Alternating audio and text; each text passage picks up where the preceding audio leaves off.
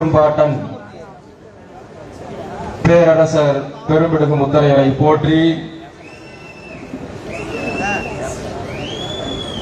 தானத்தின் தலைவன் வளையர் குலத்தின் இறைவன் அருள் திரு கண்ணப்ப நாயனார் அவர்களுடைய இந்த குரு பூஜை நிகழ்வில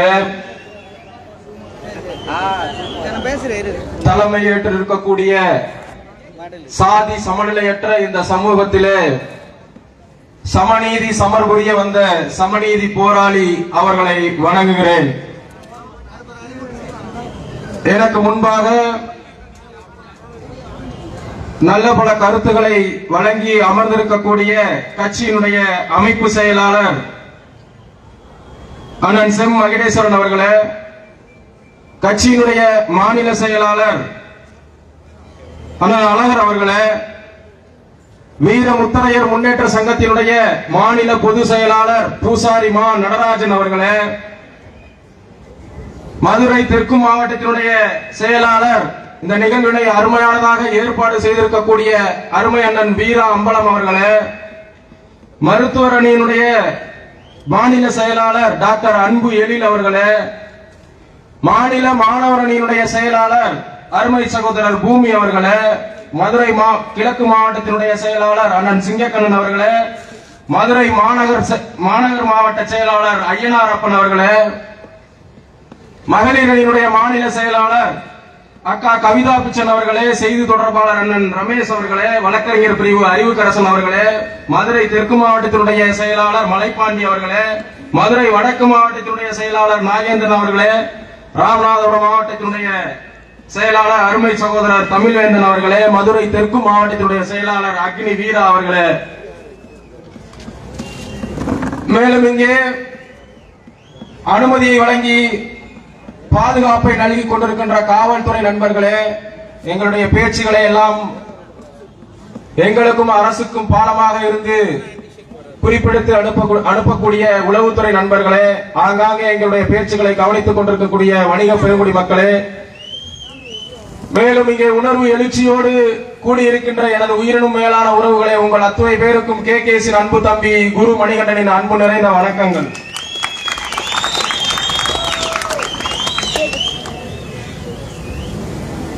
ஒரு பன்னெடுங்கால வரலாற்றுக்கு சொந்தமான சமூகம், ஒரு வரலாற்று சிறப்புமிக்க சமூகம்.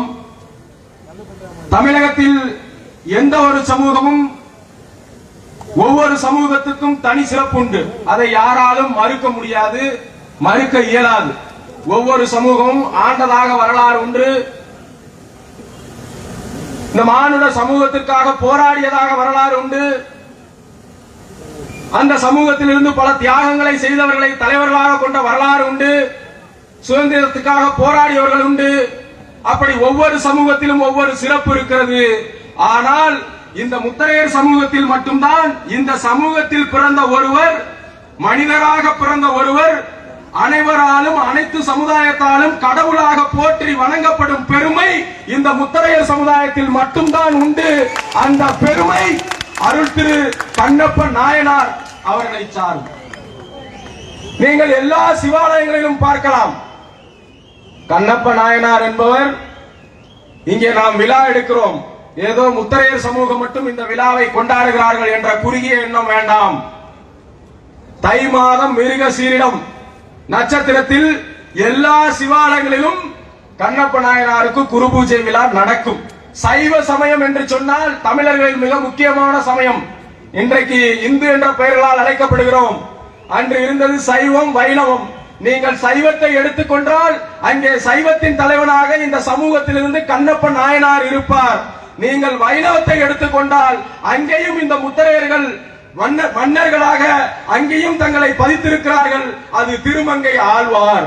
இப்படி நீங்கள் எந்த இறைப்பணியை எடுத்துக்கிட்டீங்கனாலும் சரி, எந்த இறைப்பணியை எந்த சமயத்தை எடுத்துக்கிட்டீங்கனாலும் அங்கே இறைப்பணியை செய்து தொண்டாற்றி மறைந்தவர்கள் இந்த சமூகத்தை சார்ந்தவர்கள் இன்றளவிலும் அனைத்து கிராம கோயில்களிலும் அதை தொடர்கிறார்கள். உண்டா இல்லையா? மதுரை மாவட்டத்திலே எத்தனையோ கோயில்கள்ல, கிராம கோயில்கள் யார் பூசாரியாக இருக்கிறது? தெய்வத்தின் மொழி வளையனுக்கு மட்டும்தான் புரியும். அதனால் வளையன் தான் அந்த கோயில்களில், கிராம கோயில்களில் பூசாரியாக வாழ்கிறார்கள். இது தமிழர்களுடைய தொன்மம். நீங்க எல்லாரும் இந்த நாட்டுக்கு பார்ப்பனர்கள் என்று சொல்லப்படுவர்கள் வருவதற்கு முன்பாகவே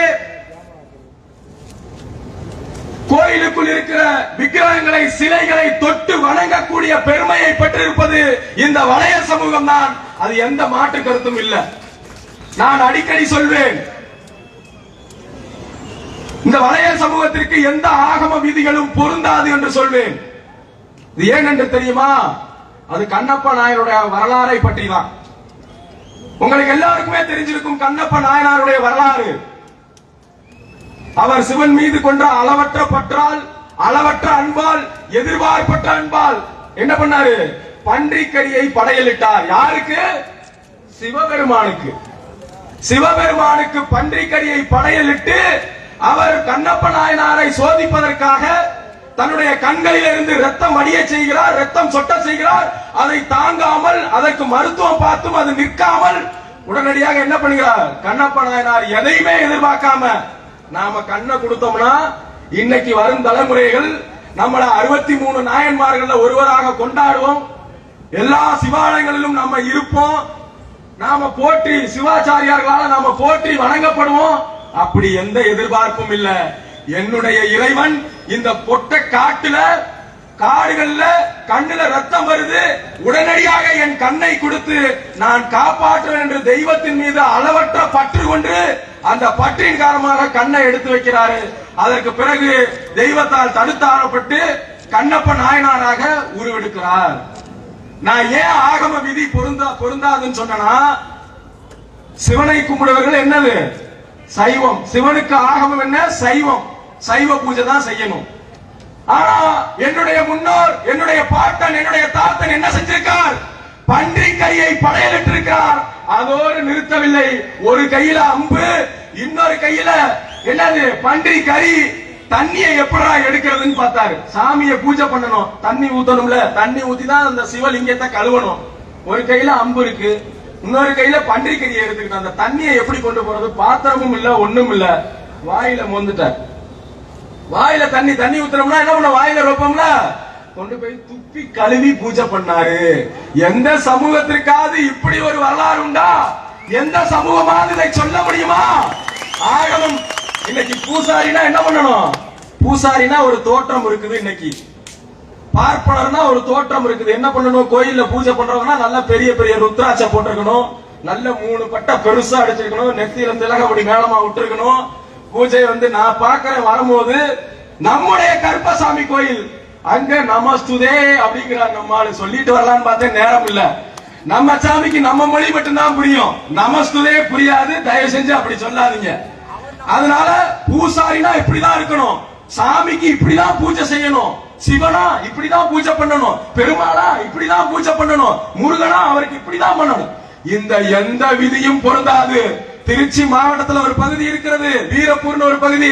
வந்து எல்லாத்துக்கும் தெரிஞ்சிருக்கும். நம்ம கூடவே வருவாங்க பூஜை பண்றவங்க. நம்ம சொந்தக்காரங்க, நம்ம சமூகத்தை சார்ந்தவர்கள் தான். பூஜை பண்ணும்போது கூடவே வந்து இருப்பாங்க. டக்குன்னு சட்டையை கட்டி மடிச்சுட்டு உடனடியாக நின்று பூஜை பண்ணுவான். எவ்வளவு தூரம் ஏன் நீங்க திருச்சி மாவட்டம் வீரப்பூருக்கு போறீங்க? இங்க இருக்கக்கூடிய கோயில் நம்ம மலையாண்டி கருப்பசாமி கோயிலோட பூசாரி இங்க உட்கார்ந்துருக்காரு. இப்பவே போனோம்னா டக்குன்னு சட்டையை கட்டிட்டு உடனே பூஜையை பண்ணுவார். எந்த ஆகம விதிகளும் இந்த வளையனுக்கு பொருந்தவே பொருந்தாது. ஏனென்று சொன்னால் வளையன் கடவுளுடைய பிள்ளை. இது மாற்று கருத்தே கிடையாது. அதனால இந்த சமூகம் மிகப்பெரிய வரலாற்றுக்கு சொந்தமான சமூகம். இன்னைக்கு நேற்று நடந்ததா இந்த புராணம்? கண்ணப்ப நாயனாருடைய அந்த வரலாற்று புராணம் இன்னைக்கு நேற்று நடந்ததில்லை. இப்ப இந்த சமூகத்தினுடைய தொன்மத்தை பாருங்கள். எந்த ஒரு சமூகம்லாம் தன்னுடைய வரலாறுகளை மறந்ததோ அந்த சமூகம் எல்லாம் நிகழ்காலத்தில் வரலாறு படைக்கவே முடியாது. நாம நினைச்சிருந்தோம்னா கண்ணப்ப நாயனார் கோயிலுக்கு வர்றோம், வந்து கண்ணப்ப நாயனாருக்கு ஒரு மாலையை போடுறோம், எல்லாத்துக்கும் ஒரு வணக்கத்தை போடுறோம், நேரா கிளம்பி வண்டியில திருச்சியை நோக்கி போறோம்னு போயிருக்கலாமா? போகக்கூடாதா? போயிருக்கலாம் தானே. ஆனா என்ன பண்றோம்? இந்த மக்கள் இங்கே கூடி நிற்பவர்களுக்கு இந்த சமூகத்தினுடைய தொன்மையான வரலாறு என்ன? யார் கண்ணப்ப நாயனார்? ஏன் வணங்குகிறோம்? இந்த சமூகத்தில் இன்னும் எத்தனை பெரியோர்கள் இருக்கிறார்கள் என்பதை நாம் சொல்ல வேண்டும். இத்தனை ஆண்டு காலம் இருந்தவர்கள் சொல்லல. இங்க கூட நாம வருவதற்கு முன்பாக இந்த பகுதியிலிருந்து சில பேர், இவர்கள் கலகக்காரர்கள், இவர்கள் இந்த பகுதியிலே பேசினால் கலகம் உண்டாகும், இவர்களுக்கு காவல்துறை அனுமதி மறுக்கணும், அனுமதி கொடுக்க கூடாதுன்னு மனு கொடுத்திருக்கான். உங்க எல்லாத்துக்கும் சொல்றேன், வீர முத்தரையர்கள் என்றுமே கலகக்காரர்கள். இந்த சமூகத்தை எதிர்ப்பவனுக்கு கலகக்காரர்கள், இந்த சமூகத்தை அடக்குவதற்கு கலகக்காரர்கள். இந்த சமூகத்திற்கு எதிராக எவன் செயல்பட்டாலும் சரி, அவனை அடக்கி ஒடுக்கும் கலகக்காரன் தான் கே செல்வகுமார். எங்க பேசினாலும் சரி. இத்தனை ஆண்டு காலம் 1906 முத்தரையர் மகாஜன சங்கம் என்ற சங்கம் தொடங்கப்பட்டது. இந்த இந்திய தேசம் வெள்ளைக்காரனிடத்தில் அடிமைப்பட்டு கிடக்கும் போது நம்மால் நமக்கு உரிமை வேணும்னு கேட்டு முத்தரையர் மகாஜன சங்கம்னு தொடங்கினான். அத்துணை தலைவர்களும் ஊமையாக இருந்தார்கள். என்ன பண்ணாங்க? பேச தெரியாது. நம்ம ஊர்ல சாமி ஆடினா, எல்லா ஊர்லயும் சாமி ஆடியா மரலாளி இருக்காங்களா? சாமி ஆடுறவங்க இருக்காங்களா? அருவா மேல ஏறிக்கிட்டு ஒத்துக்குவீங்களா? ஒத்துக்குவீங்களாங்க? இறங்குனாடுவீங்க. சொல்லணும்ல, மக்களுக்கு நல்ல விஷயத்த சொல்லணும்ல. அப்ப இத்தனை ஆண்டு காலமாக இருந்த சங்க தலைவர்லாம் சால்வை வாங்கவும், மாலை வாங்கவும், மரியாதை வாங்கவும் மட்டும்தான் செஞ்சான். புதுசா ஊரெல்லாம் அம்மனமா திரியும் போது நாம மட்டும் கோவணம் கட்டிட்டு இருக்க மாதிரி வீரமுத்தரையர் முன்னேற்ற சங்கம் வந்தோட எல்லா இடத்துலயும் பேசலாம். எனக்கு முன்னாடி 4 பேர் பேசலாங்கல்ல, என்னன்னே தெரியாம கை தட்டக்கூடாது. அதுக்குதான் வர்றேன், அடுத்து வர்றேன். ஊரெல்லாம் நாம பேச ஆரம்பிச்சோம். எனக்கு முன்னாடி 4 பேர் பேசினாங்க, கருத்துக்களை இந்த மக்களிடத்துல எடுத்து வச்சாங்க. அதன் மூலமா இந்த சமூக விழிப்புணர்வை இந்த மக்கள் மத்தியில ஏற்படுத்தினாங்க. இதன் விளைவாதான் இன்னைக்கு தமிழக அரசாங்கம் இந்த மக்களை திரும்பி பார்க்குதுன்னா இதற்கு அந்த காரணம் தான். 10-13 ஆண்டு காலமா ஆலமரத்தடி இது மாதிரி ஸ்டேஜ் இன்னைக்கு போடுறாங்க. வீரானன் 3 நாளைக்கு முன்னாடி சொன்னோம், 3 நாள் 4 நாளைக்கு முன்னாடி அண்ணன் கண்ணப்பர் நாயனார் பொதுக்கூட்டத்தை, குரு பூஜை விழாவை பொதுக்கூட்டமா நடத்தணும். ஓகே, நான் ஏற்பாடு பண்ணிடுறோம். கொடி கட்டியாச்சு, ஸ்பீக்கர் செட்டப் வச்சாச்சு, பெரிய மேடை போட்டாச்சு. இதுக்கே ஒரு 2 லட்சம் ரூபாய் செலவாயிருக்கும். இன்னைக்கு பண்ணக்கூடிய திறமை இருக்கிறது நம்ம இடத்தில். ஆனால் 10 ஆண்டு காலத்துக்கு முன்பாக இதுபோல் அரசமரம், இதுபோல் ஆலமரம், இதுபோல் வேப்பமரம் தலைவர் ஒவ்வொரு பகுதியிலும் பேசினார். இந்த சமூகத்திற்கான கருத்துக்களை பேசினார். அதன் மூலம் தான் எல்லா மக்களும் திரண்டார். வெறும் ஊமையாக இருந்தால் மக்கள் திரள மாட்டார்கள். அவன் சொல்றான், நம்மள கே செல்வகுமார் இங்க பேசினா கலகம் உண்டாகும். கலகக்காரன் தான் நாங்கள். கலகம் உண்டாக்க இந்த சமூகத்திற்கு எவனெல்லாம் எதிரானவர்களோ அவர்களுக்கு எதிராக கலகம் செய்ய பிறந்தவர்கள் தான் நாங்கள். எப்படி வந்துச்சுன்னு நினைக்கிறீங்க? இன்னைக்கு தமிழக முதல்வர் ஸ்டாலின் ஒரு 5 நாளைக்கு முன்னாடி திருச்சி வரும்போது நம்முடைய பெரும்பாட்டன் பேரரசர் பெரும்பிடுகு முத்தரையருக்கு மாலை அணிவிக்கிறார். அதுவும் 150 ரூபாய் மாலை தான். கத்தாதீங்க, பாவம் காசு இல்ல, வெறும் 150 ரூபாய் தான் மாலை. என்ன பண்ணணும்? எப்படி வந்துச்சு இது? எப்படி அவர் மாலை போட வச்சோம்? கிட்டத்தட்ட 16 இடங்கள்ல பேரரசர் பெரும்பிடுகு முத்தரையருடைய புகழ் போட்டுதல் பொதுக்கூட்டம். எல்லா இடத்திலையும் பேசுறோம். கடைசியில கிட்டத்தட்ட 2019 ஆரம்பிக்கப்பட்ட மணிமண்டபம் 2023 கட்டி முடிக்கப்படுது. அதை திறக்கிறதுக்கு முதல்வர் ஐயா அவர்கள் வரல. மரியாதைக்குரிய மதிப்பிற்குரிய ஐயா ஸ்டாலின் அவர்களுக்கு பேரரசர் பெரும்பிடுகு முத்தரையருடைய மணிமண்டபத்தை திறந்து வைப்பதற்கு நேரில் வர அவருக்கு நேரம் இல்லை. ஆனால் என்ன பண்றார்? சிவகங்கை மாவட்டத்தில் இருக்கக்கூடிய ஒரு வரலாறே இல்லாத ஒரு கற்பனை கதாபாத்திரம் வாளுக்கு வெளியே போய் நேரடியா திறந்து வைக்கிறார்.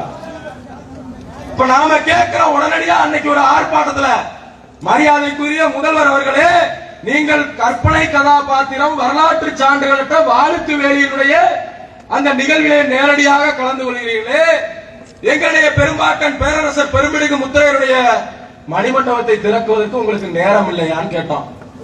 உளவுத்துறை எல்லாம் நோட் போட்டிருப்பாங்க போல. தொடர்ச்சியா ஆர்ப்பாட்டம் போராட்டம் நம்ம பண்ண அடிக்க தான் கதவு திறக்குது. எப்பா இங்க கத்திக்கிட்டே கிடக்குறாங்க, இவங்களை சமாளிக்கிறதுக்காக போய் ஒரு மாலையை 150 ரூபாய்க்காவது ஒரு மாலையை போட்டு போவோம்னு மாலையை போடுறாரு. போட வச்சது யாரு? கே செல்வகுமார். சும்மா கிடையாது. ஏதோ அவர் அப்படியே இந்த சமூகத்தின் மேல பெரிய பற்று, முத்தரையர் சமூகத்தினுடைய பிரதிநிதித்துவம் வேணும், இவர்கள் மேல மிகப்பெரிய அளப்பரிய அன்பு என்னிடத்துல இருக்கு, அப்படிலாம் போய் போடல. இவங்க வாயை அடைக்கணும். தமிழர் தேசம் கட்சிக்காரங்க எங்க போனாலும் கத்துறாங்க என்னைய பத்தியே. இவங்க வாயை அடைக்கணும், போய் மாலையை போட்டு வருவோம் அப்படின்னு போட்டிருக்க. வேற ஒண்ணும் இல்ல. அப்படி உண்மையிலேயே இந்த சமூகத்தின் மீது பற்று இருந்திருந்தால் இடைத்தேர்தலில் கொடுத்தாரே வாக்கு, என்ன வாக்கு உங்களுக்கு ஞாபகம் இருக்கா? திருப்பரங்குன்றம் இடைத்தேர்தல் தானே, ஞாபகம் இருக்கா இல்லையா? நம்ம எல்லாம் மறந்துடுவாங்க. மறக்கிறதுக்கு தான் பச்சை போர்டு கடை ஓபன் பண்ணி வச்சிருக்கு. இங்க உட்காந்து 100 பேர் உட்காந்துருக்கோம்னா ஒரு 40-50 பேர் அந்த கடையில போயிட்டு தான் வந்திருக்கிறோம். அன்னை போட்டோ எடுக்கணும்னு சொன்னா கொமட்டிக்கிட்டு வருது. இல்ல சிரிக்கிறதுக்கு இல்ல 2000 ஆண்டு காலத்துக்கு முன்பாக 14 பெரும் போர்களில் தன்னுடைய எதிரிகளை எல்லாம் தோல்வியே காணாது வீழ்த்திய ஒரு மாபெரும் பேர் அரசனுடைய பிள்ளைகள் இன்னைக்கு சாதாரணமா இன்னைக்கு நடக்கக்கூடிய நிகழ்கால அரசியல்ல எந்த ஒரு செயலையும் நம்மளால செய்ய முடியலன்னா காரணம் என்ன? எல்லாமே குடிக்க அடிக்ட். தலைவர் வரும்போது கத்துறது, காரை குத்துறது, பஸ்ஸ குத்துறது, அவ்வளவுதான், முடிஞ்சு போச்சு. என்ன பேசணும்னு தெரியாது. தேர்தல் வரும்போது அதிமுக காரணமாகவும், திமுக காரணமாகவும், பாஜக காரணமாகவும், காங்கிரஸ் காரணமாகவும் பிரிஞ்சு நிற்போம். இதானே காலங்காலமா நடக்குது. இந்த விழாவை எடுப்பதன் மூலமாக நாம் இந்த மக்களுக்கு விழிப்புணர்வை ஏற்படுத்த வேண்டும். அப்படி விழிப்புணர்வை ஏற்படுத்தியதன் காரணமாக தான் அரசாங்கம் நம்மை திரும்பி பார்க்குது. நம்ம ஒன்னா இருந்த காரணமாக தான் இன்னைக்கு முக்கியத்துவம் தரப்படாத நம்ம சமூகத்திற்கு முக்கியத்துவம் தருவதற்காக ஒரு ஓரக்கண் பார்வையை திருப்பி இருக்கிறார்கள். நாம இப்படி வரலாறுலாம் பேசாம விட்டோம்னு வச்சுக்கோங்க. நாம வரலாறுகளை பேசாம விட்டதுனாலதான் என்ன பண்றாங்க, இன்னைக்கு அம்பலம்னா வேற யாரோங்கிற மாதிரி உருவகம் பண்ணிட்டாங்க இல்லையா? அம்பலம் யாரு? அம்பலக்காரன்னா யாரு? நம்ம. ஆனா பத்திரிகையில என்ன வரி வருது? அரிட்டாப்பட்டியில் இருந்து மத்திய அமைச்சரை யார் சந்திக்கிறாங்க? அம்பலக்காரர்கள் சந்தித்தார்கள் போட்டிருக்கான். நான் எடுத்து பார்த்தோம்னா நம்ம எல்லாம் போய் மத்திய அமைச்சரை சந்திச்சிருக்காமான்னு பார்த்தா சந்திச்சவன் பூரா பயில நம்மால் கிடையாது.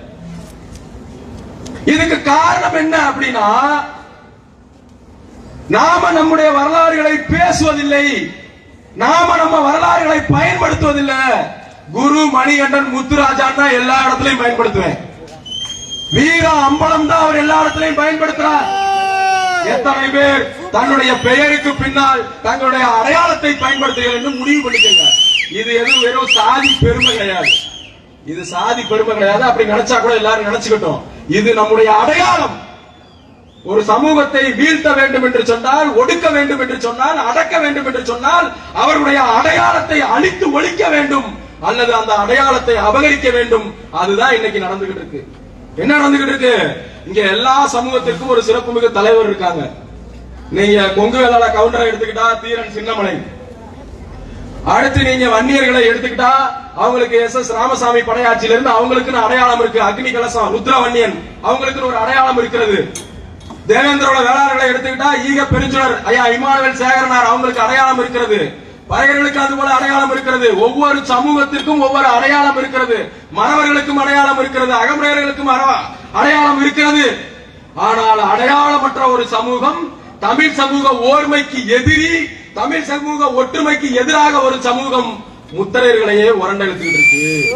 முத்தரையர்களுடைய பட்டத்தை எல்லாம் தன்னுடைய பட்டமாக, தன்னுடைய பெயராக மாற்றிக் கொண்டிருக்கிறது. ஏன்னா அவங்களுக்கு சொல்லிக்கும்படி எதுவும் இல்லை. ஏதும் இல்லாதவன் என்ன செய்வான்? பக்கத்தில் இருக்கவன திருடதான் செய்வான். நாம பேசாது விட்டதனுடைய விளைவுதான் 10 ஆண்டுகளுக்கு முன்பாக வாளுக்கு வேலி தேவர் என்று இருந்தது. இன்னைக்கு 10 ஆண்டுகளுக்கு பிறகு எப்படி வாளுக்கு வேலி அம்பலமாச்சு? அதை தமிழகத்தினுடைய முதல்வர் அவர்கள் போய் திறந்து வைக்கிறார். யார் தவறா? அவங்க மேல இல்ல. யார் மேல? நம்ம மேல. நாம ஒற்றுமையா இருந்ததுனால சில கூட்டங்களுடைய சதி நத்தம் கணவாயில ஒடுக்கப்பட்டது. ஒடுக்கப்பட்டுச்சா இல்லையா? இங்க இருக்கவங்களுக்கு தெரியும். நத்தம் கணவாய் யாரோட இடம்னு சொன்னாங்க. நத்தத்துல ஒரு போர் நடந்துச்சு. அந்த போர்ல குறிப்பிட்டவர்கள் இறந்து போனாங்க. அங்க நாங்க சிலை வைக்க போறோம்னு சொல்லி போனா சுத்தி முத்தி இருக்கவங்க எல்லாம் வளையம். நீங்க எங்கடா இங்க வந்து சண்டை செஞ்சீங்க, எதுக்குடா இங்க கொண்டு வந்து சிலையை கொண்டுட்டு வாரீங்கன்னு கேட்டா, ஆமா எங்க முன்னோர்கள் எல்லாம் இங்கதான் சண்டை செஞ்சாங்க, நாங்க இங்க சிலை வைப்போங்க. அங்க நத்தத்துல இருக்க வளையெல்லாம் கொஞ்சம் சோத்துல உப்பு போடுதீங்க. அவங்க ஓடுறியா இல்ல உரி விட்டு அடிச்சு விட்டுமான்னு கேட்டா எல்லா பயிலும் ஓடிட்டான். ஆனா சிவகங்கையில கொஞ்சம் அது மாறி போச்சு. சிவகங்கையில இதே கேட்டிருந்தீங்கன்னா, இதே பண்ணிருந்தீங்கன்னா சிவகங்கையில இது நடந்திருக்குமா? இப்ப வர்றோம் அடுத்து பேரரசர் பெரும்பிடுகு முத்தரையர் எங்க ஆளுன்னா தொலைச்சிருவோம். திருச்சிக்கு நீ என்ன வந்து பாருன்னு சொன்னோம். அடுத்து என்ன வர்றான், திரும்ப ஆழ்வாருக்கு வர்றான். திரும்ப எங்க ஆழ்வார் எங்க ஆளுங்கிறான். இப்ப அம்பலம் என்னோட பட்டங்கிறான். இதெல்லாம் காரணம் நாம வரலாறுகளை பேசாததான். அப்ப இந்த மாதிரி நிகழ்வுகள்ல நாம் வரலாறுகளை பேசணும். நமக்கு எதிராக மிகப்பெரிய உளவியல் போர் நடந்துகிட்டு இருக்கு. இந்த சமூகம் பெருமையா எதையும் கருதக்கூடாது. அம்பலங்கிறது அவ்வளவு பெரிய பெருமை மிகு நீதி அரசர் இருக்கு. அம்பலவாணன் அப்படின்னு பேர் இருக்கா? யாருக்கு இருக்கு? சிவனுக்கு இருக்கு. அம்பலம் அப்படின்னா நீதி வழங்கக்கூடியவர், நீதி அரசர். அந்த பட்டம் இன்னைக்கு வேறொருத்தவங்களால் ஆக்கப்பட்டிருக்கு. இதோட கொடுமை என்னன்னா, இதே மதுரை மாவட்டத்துல மதுரைனா நாங்க தான் அப்படின்னு சொல்றோம். ஆனா என்ன நடந்துச்சு? உலக புகழ் பெற்ற அலங்காநல்லூர் ஜல்லிக்கட்டுல முதல் காளையா யார விடணும், யார விட்டுருக்கணும்? கெங்கை வகை முத்திரைய சமூகத்தை சார்ந்த கெங்கை வகைராக்கு பாத்தியப்பட்ட கோவில் மாடு அப்படின்னு அவுத்திருக்கணுமா இல்லையா? உங்க மாடுதான். யார் இல்லைன்னு சொன்னா? உங்க மாட்டு பேரை சொன்னாங்களா?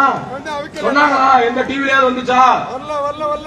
முத்திரையர் சமுதாயத்திற்கு பாத்தியப்பட்ட கெங்கை வகைராக்களுக்கு பாத்தியப்பட்ட கோவில் மாடு, வலசை தாய் கிராமம், அலங்காநல்லூரின் தாய் கிராமமான வலசை மாடு அப்படின்னு சொல்லி அவுத்தானா?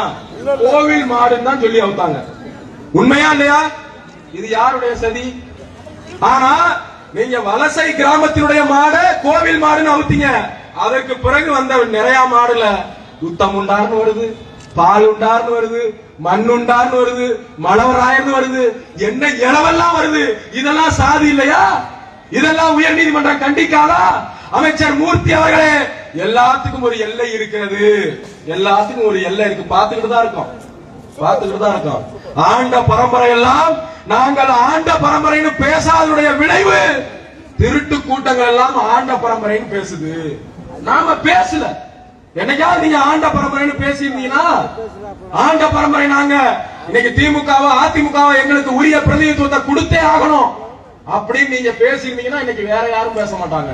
நாம பேசாதனுடைய விளைவு அவங்க பேசுறாங்க. அப்ப இதையெல்லாம் முறியடிக்க வேண்டியது யாரு? இதையெல்லாம் எல்லா தலைவரும் தேர்தல் நேரத்தில் வர்றான் பாருங்க. மஞ்சள் துண்டு போட்ட எல்லாம் தலைவர் இல்ல. தேர்தல் நேரத்தில் வர்ற தலைவர் எல்லாம் இத பேச மாட்டான்.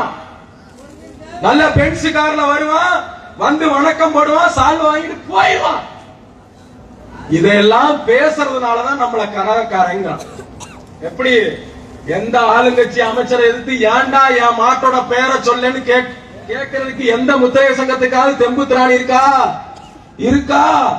ஏன்டா என் அம்பலம் பட்டத்தை திருடுனேன்னு கேட்கறதுக்கு எந்த முத்திரை சங்கத்துக்காவது தெம்பு இருக்கா? வாளுக்கு வேலி ஒரு கற்பனை கதாபாத்திரண்டா, அவருக்கு எதுக்குடா ஒரு அரசு விழா அப்படின்னு கேட்கறதுக்கு தெம்பு இருக்கா? இல்ல. பேச மாட்டாங்க. பயப்படுவாங்க. வழக்காயிரும். பார்த்தாச்சு எல்லாத்தையும். KKS தம்பிகளா எல்லாத்தையும் பார்த்தாச்சு. இனி இந்த சமுதாயத்துக்கு எதிராக எது நடந்தாலும் சரி விட முடியாது, விட்டுட்டு நிக்க முடியாது. வரும்போது கூட சும்மா இங்க வரல. கண்ணப்ப நாயனாரை நாம இங்க கும்பிடுறதுக்காக சும்மா வரல. கண்ணப்ப நாயனார் பிறக்கிறதுக்காக அவங்களுடைய தந்தைகள் வேண்டிக்கிட்டது யார? அண்ணன் சொன்னார் பாருங்க, தமிழ் கடவுள் முருகனை திருப்பரங்குன்றத்துல போய் முருகனை கும்பிட்டு தான் இங்க வரோம். திருப்பரங்குன்றத்துல போய் முருகனை கும்பிட்ட பிறகுதான் இங்க வரோம். ஏன்னா கண்ணப்ப நாயனாருக்கே வரம் கொடுத்தது யாரு? என் அப்பன் முருகன். இதுல எந்த பிரச்சனை வந்தாலும் சரி அப்படின்னு அங்க போயாச்சு. அங்கேயே பிரச்சனையா ஓடிக்கிட்டு இருக்குல்ல. ஒரு சண்டை நடக்கும்போது என்ன பண்ணணும்? முத்திரையர்கள் தர்மத்தினுடைய பிள்ளைகள். யார் பக்கம் நிக்கணும்? சண்டை நடக்குதுன்னா யார்? தர்மத்துக்கும் அதர்மத்துக்குமான சண்டையில யார் பக்கம் நிக்கணும்? தர்மத்தின் பக்கம் நிக்கிறவன் தான் வளையன். அதனால தர்மத்தின் பக்கம் நாம நிக்க போறோம். என்ன தர்மத்தின் பக்கம்? ஆண்டாண்டு காலமா அது பேசாட்டுல இருக்கு. அங்க தர்காவும் அங்க இருக்கு, முருகன் கோயிலும் அங்க இருக்கு. நம்ம நவாஸ்கனி எம்பி வர வரைக்கும் அங்க பிரச்சனை இல்ல. இந்த ஆள் வந்து ஆய்வு நடத்துறேன்னு சொல்லிவிட்டு போய் பிரியாணிய திங்கவும் தான் இங்க பிரச்சனையே உருவாச்சு. அப்ப யார் இதுல அதர்மவாதி? இந்துக்களோ இஸ்லாமியர்களோ பிரச்சனை கிடையாது. இந்த மத அடிப்படைவாதி நவாஸ்கனி தான் இங்க பிரச்சனைக்குரியவர், அதர்மவாதி. நீ மக்களுடைய பொதுமக்களுடைய ஓட்டுகளை வாங்கி கொண்டு ஒரு பொதுப்படையாக இருக்கக்கூடிய ஒரு எம்பி என்ன பண்ற? மத துவேஷத்தை தூண்டுற. அப்ப அந்த இடத்துல நாம நிக்கணும், தர்மத்துக்கு ஆதரவா நம்ம நிக்கணும். நின்றுக்கோம். நிகழ்கால அரசியல்ல நாம தலையிடணும். ஏதோ ஒரு இதுல நான் பாட்டுல இருப்பேன், போவேன், விவசாயம் செய்வேன், வேட்டையாடுவேன், முயல் கிடைச்சுனா சாப்பிடுவேன், வந்துருவேன் இருக்க கூடாது. வேட்டை நம்முடைய தொழில் தான். வேட்டை என்பது நம்முடைய வீரத்தை பறைசாற்றுவது. ஆதிகால மனிதன், ஆதி காலத்துல எல்லா மனிதனுக்கும் வாள் எடுத்து போர் புரிய கத்து கொடுத்ததே வளையலினம் தான். அதற்கு அடிப்படை நம்முடைய வாளும் வேலும் வேட்டைக்கு பயன்படுத்தக்கூடியது. மாற்று கருத்து இல்ல, மாற்று கருத்து இல்ல. ஆனா இன்னைக்கு என்ன பண்றோம்? அன்னைக்கு வாளும் வேலும் வளரையும் எடுத்து நாம நாடாண்டோம். இன்னைக்கு வாழை தூக்க முடியுதா? எத்தனை பேர் நேரம் விட்டா முயல் கூட ஓடுவீங்க? எத்தனை பேர் ஓட முடியும்? சரக்கு அடிச்சு பாதியிலே கெசு முசு மூச்சு வாங்கிருமா இல்லையா? உங்க ஓட்டத்தெல்லாம் நான் காட்டுல வந்துதான் பாக்கணும். வாங்கிரும். இன்னைக்கு நடக்கக்கூடிய தமிழ்நாட்டுல இன்னைக்கு நடக்கக்கூடிய பெரும்பாலான குற்றங்களுக்கு காரணம் என்ன? இந்த மதுதான், மது போதை தான். ஒரு சமூகம் வீழ்ந்து போனது. ஒரு சமூகத்தில் ஏறத்தாழ பெண்கள் அனைவருமே, பெரும்பாலான பெண்கள் தாலி இருக்கிறதுக்கு காரணமா இருக்குன்னா அந்த மதுதான். அதனால இந்த மதுவை நாம தொடவே கூடாது. எல்லா இடத்துலயும் நாம பிரச்சாரம் பண்றோம், எல்லா இடத்துலயும் தலைவர் கேட்டுக்கிறார். அத்தனை பேர் வந்து நிக்கிறீங்க. நாங்க பேசுறதெல்லாம் எப்படி புரியும்? தண்ணியை போட்டு வந்தா சுத்தமா புரியாது. அதனால எந்த பிரயோஜனமும் இல்ல. மாற்றங்களை உருவாக்க முடியாது. அதனால மாற்றத்தை நோக்கி நாம் பயணம் செய்வோம் என்று கேட்டுக்கொண்டு, தட்டி எழுப்புவோம் தமிழர்களை, கட்டி முடிப்போம் தமிழர் தேசத்தை. நன்றி.